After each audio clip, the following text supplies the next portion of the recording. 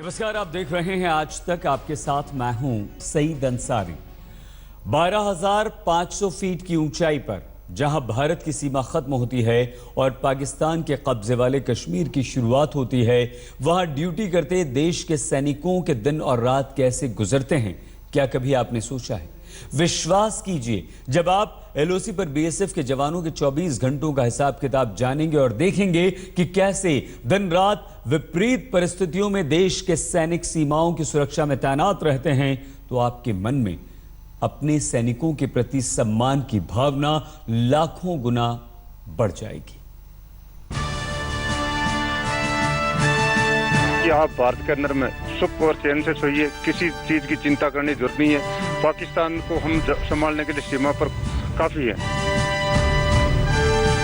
जो हमारी ड्यूटी है सर, वो तो हमें करना ही है, एलिमेंट्स तो देना ही है। हम अगर ठीक ठाक से ड्यूटी करते हैं तो जो हमारे पीछे जो परिवार बैठे हैं, चाहे परिवार चाहे देश के सभी के परिवार, वो ठीक रहेंगे। यहाँ पे रह के एक अलग ही अनुभव होता है, क्योंकि सब बाहर से आते हैं, कोई बंगाल से, कोई बिहार से है। तो यहाँ पे हम अगर कोई दीपावली हो चाहे होली हो, हम आराम से सब मिलके मनाते हैं सर। देश के लिए कुछ करना है, एक ठान के खड़ा हूँ, बंदूकों के आगे यारो सीना तान के खड़ा हूँ। सुकून से सोता है वो देश जिसकी सरहद पर बीएसएफ का जवान खड़ा है। 12,500 फीट से भी अधिक ऊंचाई पर पाकिस्तान ऑक्युपाइड कश्मीर के सामने इस समय हम हैं लाइन ऑफ कंट्रोल पे, और हमारे साथ है ये सीमा सुरक्षा बल की टुकड़ी। अब आप जानते हैं ये कौन है, आप ये भी जानते हैं कि ये क्या करते हैं, लेकिन ये जो करते हैं वो कैसे करते हैं, उस बात की कहानी है ये।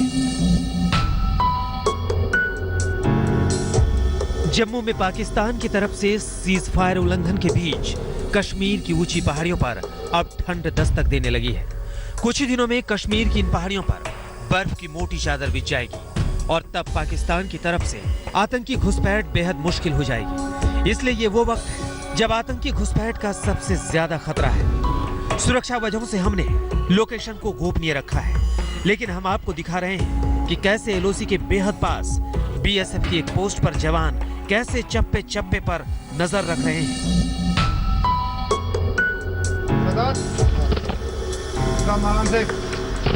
अगर इनको कोई आगे से हरकत नजर आती है तो हमारे को पीछे से इंफॉर्मेशन देंगे। पीछे से मिलिटेंट अगर इनको दिखाई देता है तो इंफॉर्मेशन का आदेश इनका ये होगा, जो कि हमको पीछे से टपकी मारेगा।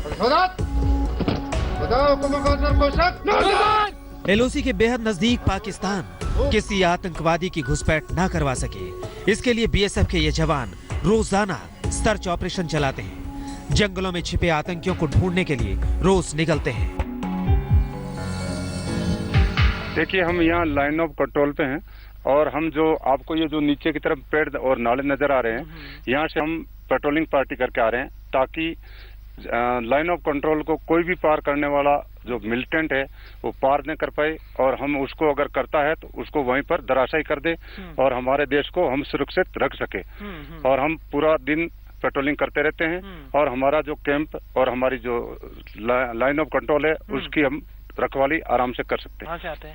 हम अभी जो है, जो ये आपको नीचे नाला और जो जंगल दिखाई दे रहा है, उसको पूरा हम सर्चिंग करके आए हैं। यहाँ हमारे को कोई मिला नहीं है। और अभी हम जो ऊपर की तरफ में आपको जो हाइट दिखाई दे रही है, उस हाइट में जा करके हम वहाँ बैठ करके इनको गुप्त रूप में, ताकि उनको पता न लगे, और ऊपर से हम इनको कोऑर्डिनेट कर सकें, और आने वाले को अगर है तो हम और हमारे बेटे में पीछे जो ये अम्बुश पार्टी बैठी है उनको हम कोऑर्डिनेट कर सकें और वो उनको वहीं पर मार सकें। एलओसी की निगरानी का जिम्मा भारतीय सेना का होता है, जबकि बीएसएफ इंटरनेशनल बॉर्डर की हिफाजत करती है।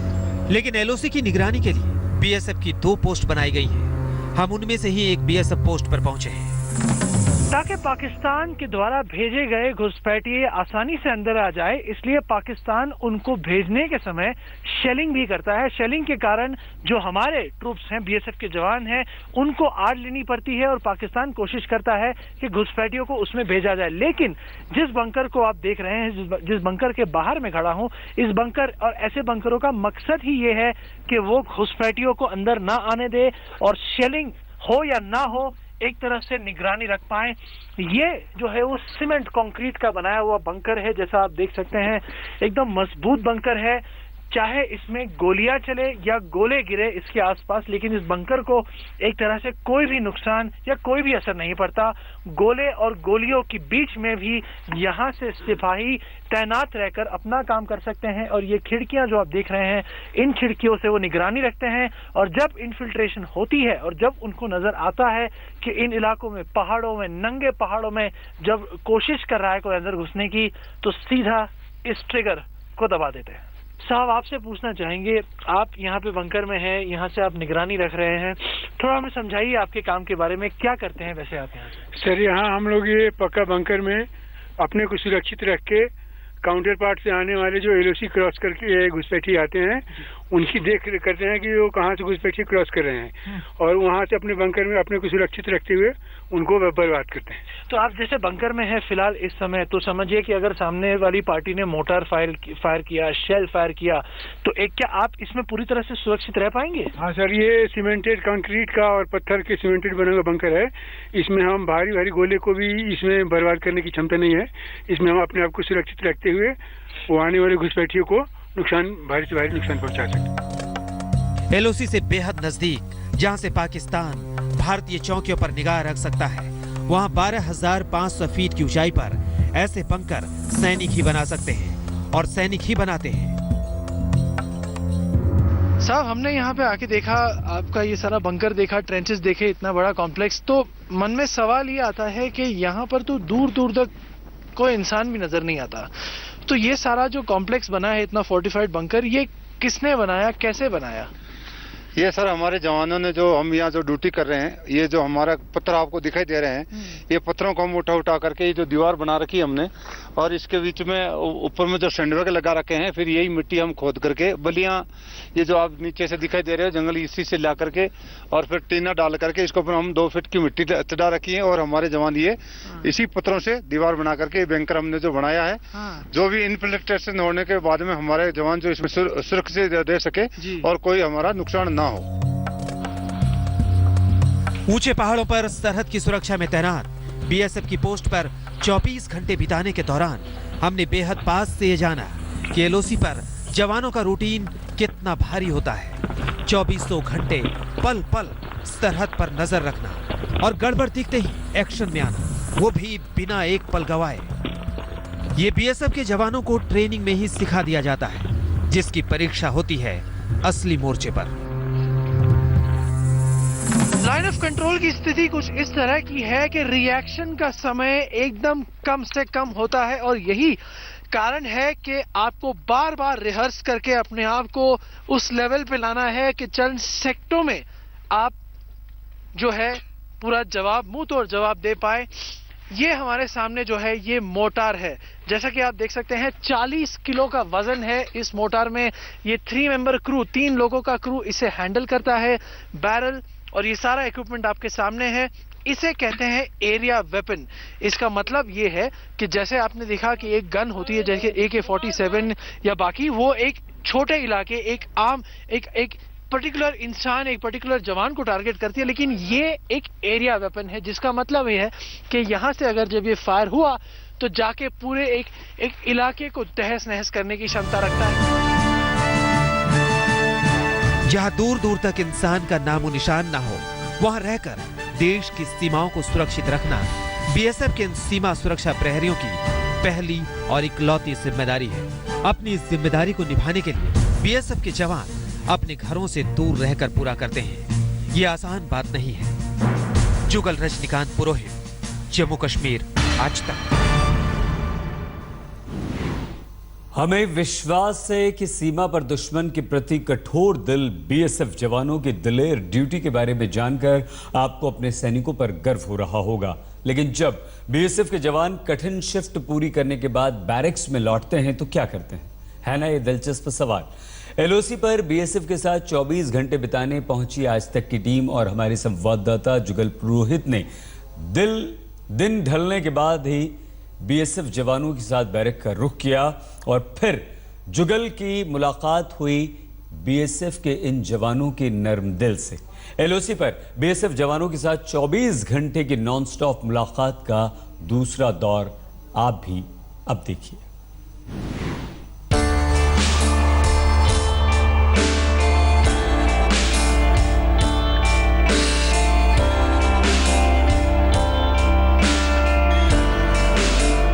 एलओसी पर बीएसएफ की पोस्ट पर तैनात जवानों का दिन पेट्रोलिंग और घुसपैठ की कोशिशों का पता लगाने में निकल चुका था। अब दिन ढलने लगा था और अब वक्त था जवानों के खाने का।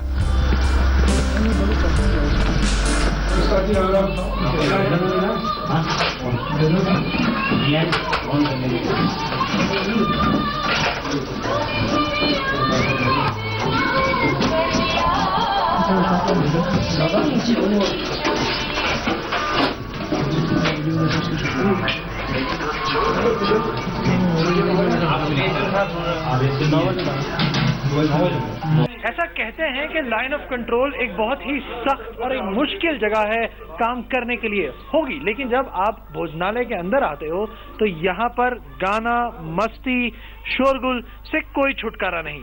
ये हमारे पीछे आसपास जो आप देख रहे हैं, ये सारे ही हमारे सिपाही हैं। इनकी ट्रेनिंग है कि सामने वाले दुश्मन को नेस्त नाबूद कर देना, लेकिन जब ये यहाँ पर एक साथ आते हैं तो ये भाई हैं, एक दूसरे के यार हैं। मैं बिहार का भोजपुर जिला का आरा के रहने वाला हूँ सर। अच्छा, तो यहाँ पे कितने समय से आप काम कर रहे हैं इस जगह पे? सर तकरीबन 1.5 साल हो गया हमारे। 1.5 साल हो गया सर। तो यहाँ पे आप काम करते हैं, घर पे जब आप जाते हैं तो सबसे जो बड़ा क्या कहते हैं उसको, डिफरेंस या चेंज या जो अलग चीज महसूस करते हैं वो क्या महसूस करते हैं? सर यहाँ हमारे को क्लाइमेट का है। यहाँ हम हाई एल्टीट्यूड में हैं तो काफी सर्दी है, और जैसे ही हम नीचे जाते हैं तो वहाँ क्लाइमेट चेंज हो जाता है। तो इसलिए हमारे को बहुत वो होना पड़ता है। परिवार को आप मिस करते हैं अपना? हाँ सर, करते हैं। कितना मिस करते हैं? करते हैं सर, बहुत मिस करते हैं। यहाँ आपके यार दोस्त सब लोग हैं तो कितना उसको आप उसका मुनाफा क्या कहते हैं उसको, कॉम्पेंसेशन, मुआवजा कितना मिल पाता है? कहाँ मिलता है? परिवार से दूर 24 घंटे की ड्यूटी, पल पल दुश्मनों की साजिशों का डर, इस सब के बीच बीएसएफ जवानों के लिए खाना खाने का वक्त ही अपने साथियों के साथ थोड़ी बहुत मस्ती करने का वक्त होता है। तो यहाँ पे ऐसी कोई खास चीज है जो लोग फरमाइश करते हैं बहुत, उनको मतलब जो सबसे पसंदीदा चीज लोगों को क्या लगती है यहाँ पे? यहाँ पर सर रसगुल्ला बनाए जाते हैं सर। अच्छा, वो सबसे ज्यादा फरमाइश है? हाँ जी। अच्छा, कितना खाते हैं लोग रसगुल्ला? यहाँ पर सर तकरीबन 5-4 पीस जो कि बंदे को मिलता है। एक बंदा 4-5 पीस खा लेता है? हाँ सर। अच्छा। मौज मस्ती के बीच भी बीएसएफ के जवान देशभक्ति के रंग में डूबे हुए हैं। सीमा पर लगातार तनाव बना रहता है, लेकिन इतने तनाव भरे माहौल में भी हमारे जवान अपना मनोरंजन जरूर करते हैं। कैसे, आइए हम आपको दिखाते हैं।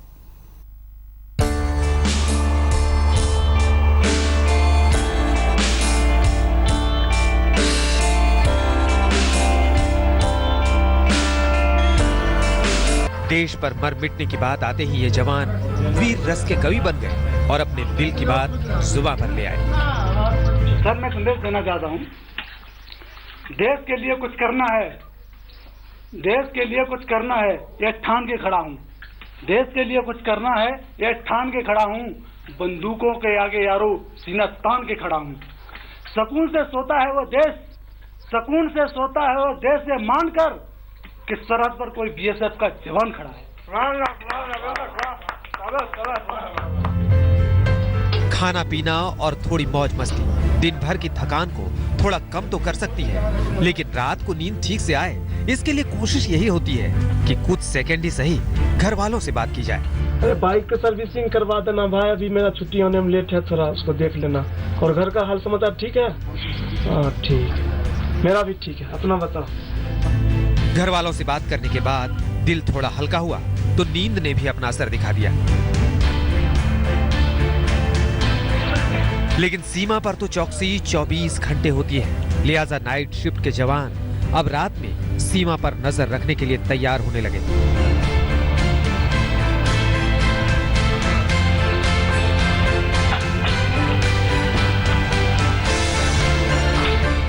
रात के अंधेरे में कड़कड़ाती ठंड के बीच बंकर में बैठकर पूरी रात सरहद पर नजर रखने वाले इन सीमा प्रहरियों की ड्यूटी सबसे कठिन कामों में से एक है। जो भी लोग जहाँ भी काम करते हैं उनको शनिवार रविवार को छुट्टी मिलती है, कुछ को शनिवार रविवार दोनों मिलती है, कुछ को सिर्फ एक ही दिन मिलती है।